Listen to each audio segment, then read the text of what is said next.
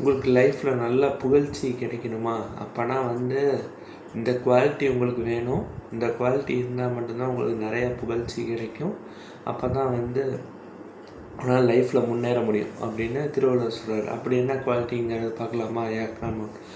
This is your Venkatesh Vijay. Welcome to 123rd video. இந்த வீடியோவில் நம்ம என்ன பார்க்க போகிறோம்னா, திருக்குறளில் இருக்கிற அதிகாரம் நம்பர் 13 அடக்கமுடைமையில் இருக்கிற குறள் நம்பர் 3 பார்க்க போகிறோம். குறள்: செறிவறிந்து சீர்மை பயக்கும், அறிவறிந்து ஆற்றின் அடங்கப் பெறின். ரிப்பீட்டிங்: செறிவறிந்து சீர்மை பயக்கும், அறிவறிந்து ஆற்றின் அடக்கப் பெறின். இதோட பொருள் என்னென்னா, நம்மளோட அறிவால் நம்ம செல்ஃப் கண்ட்ரோலை அடக்கணும். ஓகேவா?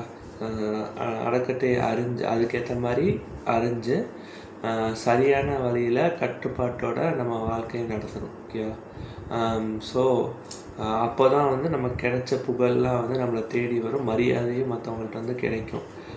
அதுதான் வந்து இந்த ஞானிகள்லாம் இருப்பாங்கள்ல, அவங்களுக்கு ரொம்ப முக்கியம். அப்படின்னா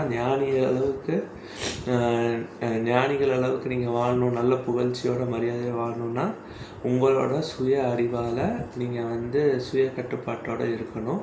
அதை அறிஞ்சு சரியான வழிமுறைகளில் நடக்கணும், வாழ்ந்து காட்டணும் அப்படிங்கிறார்.